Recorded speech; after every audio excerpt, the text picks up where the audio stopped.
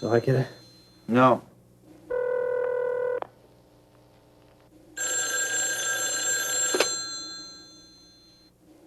Yeah? This is me. You don't need to worry about Blue anymore. He's dead.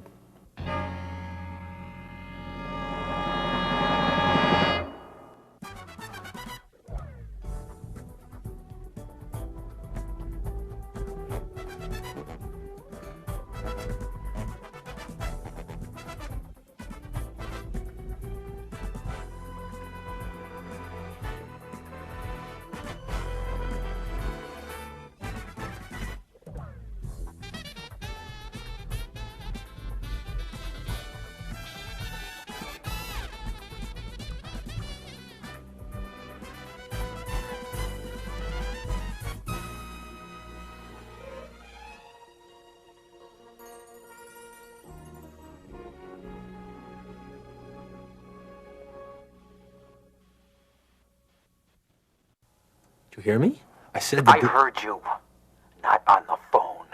Never on the phone. You understand me, bright boy?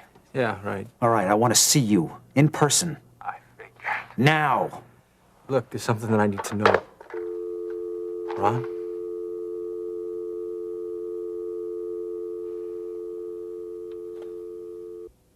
$10:30. This all happened before 10:30, and he's just telling me about it now. Can't believe the guy had the guts. I knew he had the guts. I just wish he had some brains. Now remember, Lance, if the police trace him, Weaver takes the heat alone. Vince Cardello's son or not. Russ, it's me. Russ.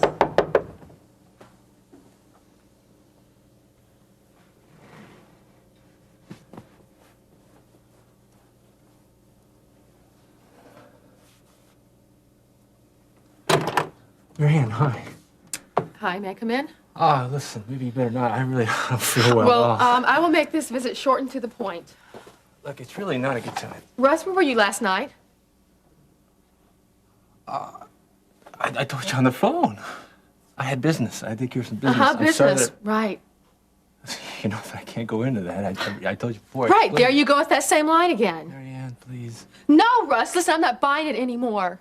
I'm not buying a lot of things, especially our relationship.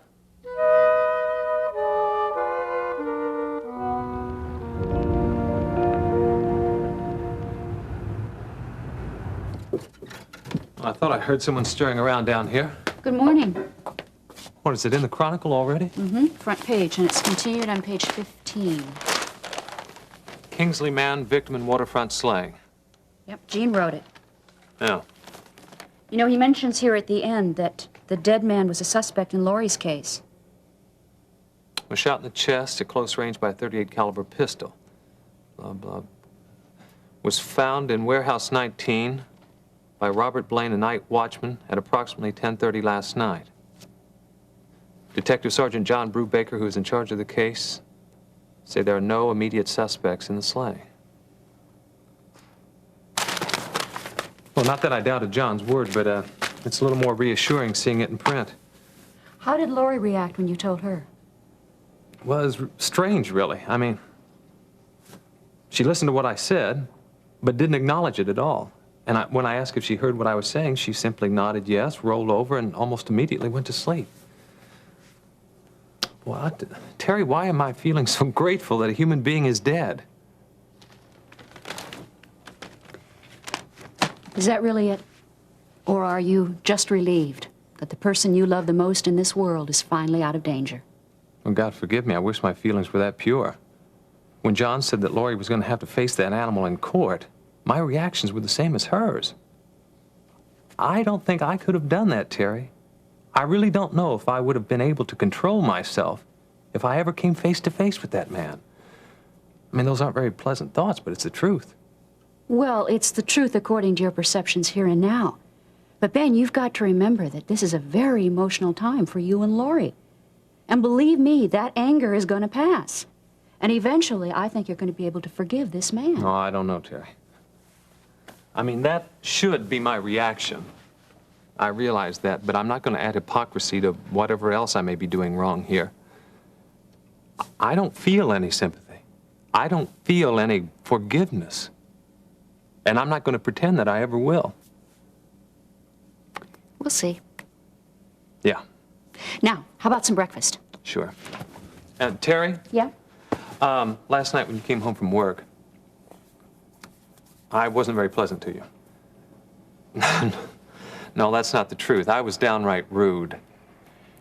And mean and irrational, too, but still my lovable son-in-law. Yeah, well, you hit a raw nerve when you said that maybe I was more reluctant than Laurie to face what happened at her school that night. I think there's a great deal of truth in that. But now that this guy is out of the way, I feel like a weight has been lifted off my shoulders or something. I just know that things are going to get better. And I want you to know I am very, very sorry for the way I acted. You're forgiven. Now, how about getting that breakfast? I want to keep on schedule this morning. Sure. Why, what have you got planned for today?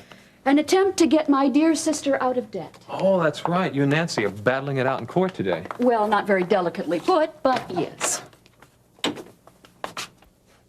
What is this? The big goodbye scene? Yeah, I guess maybe it is. What? Over a breaking of a dinner date? Come on, Marianne. Russ, it involves a lot more than that, and you know it. Look, please, Marianne. Not now. Yes, Not now, today. Russ. I can't stand being involved in this lie that you're living. Lie? It's too much Is that for what me. you think I have as a job, as a lie? I thought the Christians were to be thankful and everything. Russ! Instead of being thankful and everything, for me having a good-paying job, well, you're suspicious all the Yeah, time. because you've kept silent at just the right times. You left just enough sentences unfinished. And then you sat back and had a good laugh while I made a fool of myself, drawing out the wrong conclusions.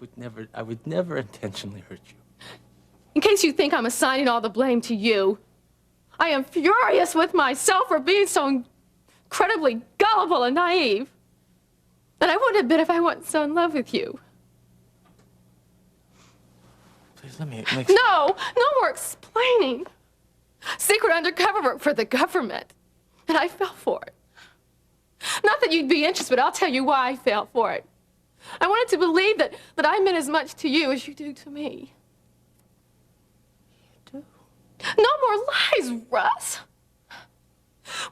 When I realized how selfishly and callously that you use my feelings, that's what hurt the most.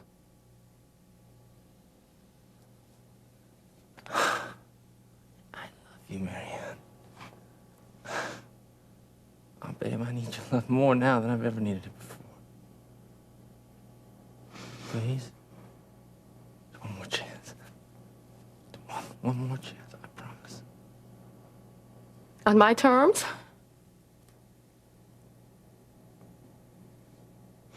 Russ, what do you really do for your father?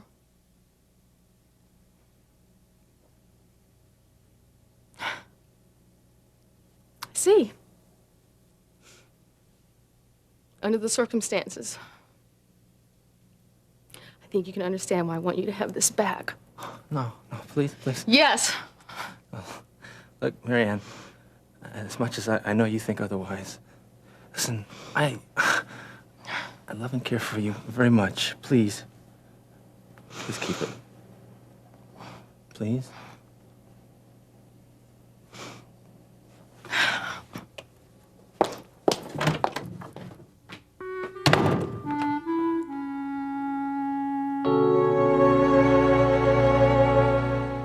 Gene, this is so silly. You only got 2 hours of sleep last night. Why don't you go back to bed? I can, honey. I've got to finish that follow-up story. Come on.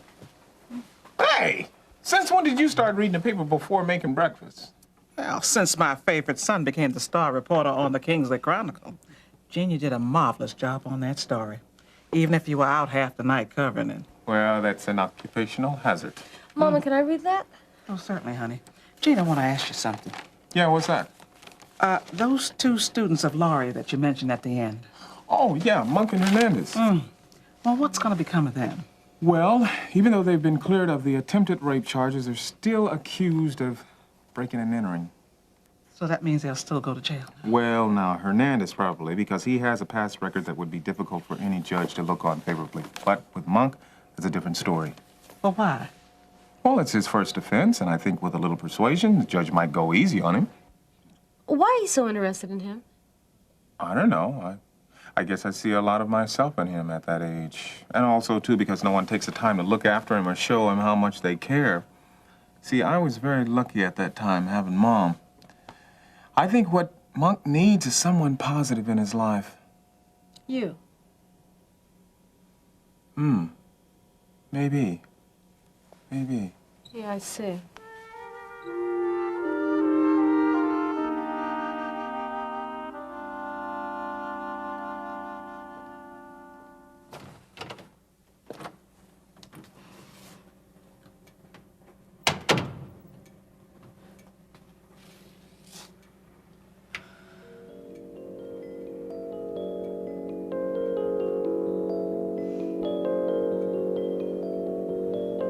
Tell you what. What? How would you like me to cook you the best meal you've ever had? I'd love it. But would you do something else for me first? What? Open this. Russ? I wanted mine to be the first Christmas present that you got. Russ, it's beautiful. Yeah, it's not much. Yes, it is. But it is, something to show you the way that I feel about you and the way that you live your life. I love you, Marianne.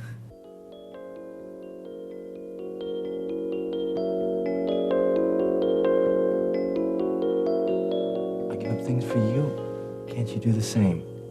But you're asking me to give up what my religious beliefs, to not listen to what my conscience is telling me. You're asking me to make a commitment to those religious beliefs when I don't think they're right for me. So where does that leave us?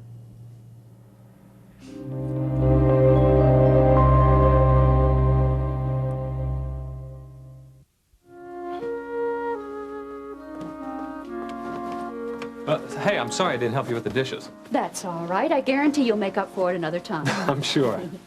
So is Lori up yet? No, she's still asleep. Listen, I wish you the best today in court. Thank you. And if you remember, please say a prayer for me. Done and being done. Okay. Bye-bye. See you then. later, Terry. Okay.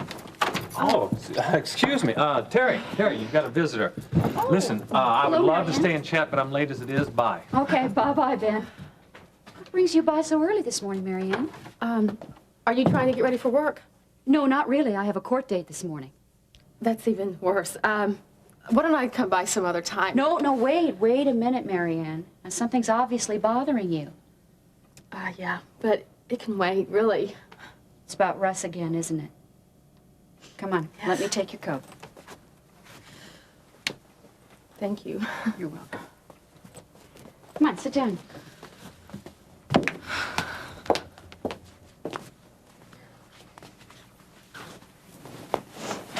Now, what happened? I just can't be a party to his lies anymore, Mrs. Davidson. I tried convincing myself that he wasn't involved in anything illegal. And then I had to admit what a farce it all was. Now, I assume you told him all this? And what did he say? Nothing. He didn't deny it, and he didn't confirm it. He just told me how much he needed me. And do you think that's a lie, too? It has to be. If you care that deeply about someone, you don't abuse their trust like that, do you? No, you don't. What makes me even madder is after all that, after being lied to and then being made a fool of, I still can't help but think that I made the mistake in walking out on him. So I guess that makes me a bigger fool, doesn't it? No. The commitment you made to him was very real. And though you may try to cut off all those feelings, it just isn't possible. I don't even know what those feelings are anymore. I mean, how many times have I been through this? Then use this time for an honest evaluation of just what you've had and just what you could have. You're very confused right now, Marianne, but you've got to be realistic. It may hurt, but not as much as what could happen later. That's what I'm afraid of. Because I'm still in love with him, Mrs. Davidson.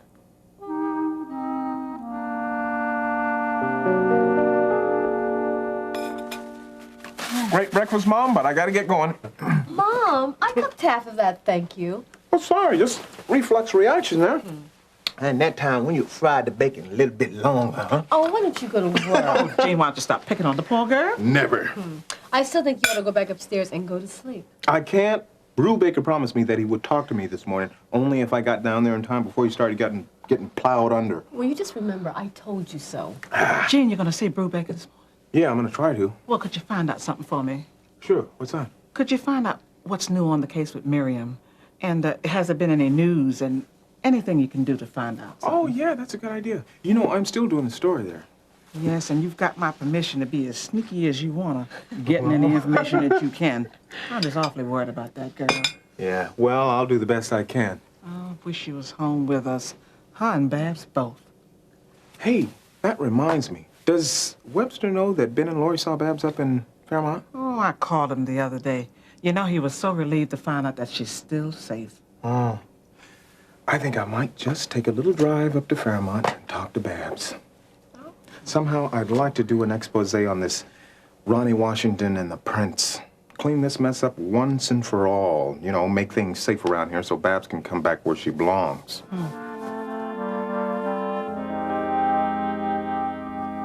Marianne? Hi, what's wrong? Good morning, sweetheart. I didn't hear you come down. You talking about Russ again? Yeah, it's more of a mess than ever. But I thought you said you loved him. Yeah, that probably explains why it's such a mess. Well, you know, when I was going with Russ, I think that I loved the person that I thought he could become. And I still believe he can be. But I'm afraid that my walking out on him will bury that chance. Marianne, you talk as if any kind of changes that have to be made are all your responsibility, and that just isn't true. No, I realize that. But Lori, what if I meant to help bring some of those changes about? I mean, what if it's something that God wants me to do? Is it? Is that what you're feeling? I don't know. I honestly don't know. But I know I can't be a part of his lies and his deceitfulness any longer. If the Lord wants me involved, there can be no more compromising. But I'm still confused. Hey, if it's any consolation, I've been there already, literally. So you can count on me to be there for any support you need.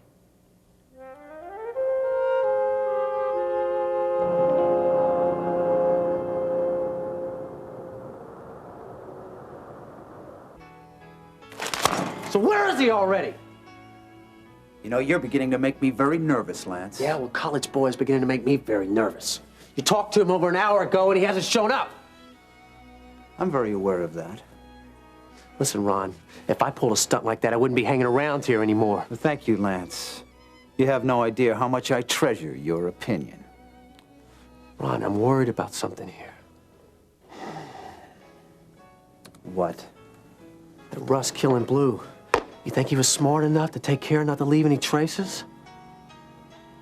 I don't know. I've been wondering that myself. Especially the gun. You think he's smart enough to take care of that? Let's hope so. I mean, after all, Ron, what's your gun? Well, judging from this morning's paper, there were no suspects, no clues, and no motives. Well, maybe the police are holding something back. They do that kind of stuff all the time. You know what I think your problem is, Lance? I think you're jealous of Weaver. You'd like him to fail, wouldn't you? That would make your position here all the more secure. I don't need it. And let me tell you something, my friend. He didn't fail. And I'm glad of it. I've come around a bit in my feelings toward Weaver. Coming up against Blue was no small feat. So I suggest a rearrangement of your attitude, my friend. Dissension among the ranks makes me very unhappy.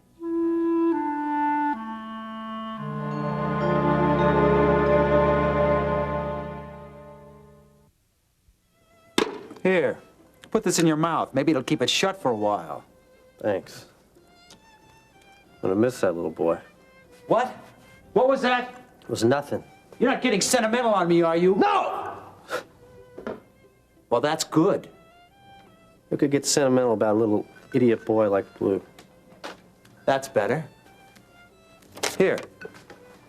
What's this? That's the address of Walter's restaurant in Fairmont. You do remember why that address is so important to us, don't you? Yeah, that's where Babs works. And if you'll also recall, I promised her to you just as soon as this job with Blue was cleared up. You still interested, Lance? Or does Russ Weaver get this job, too?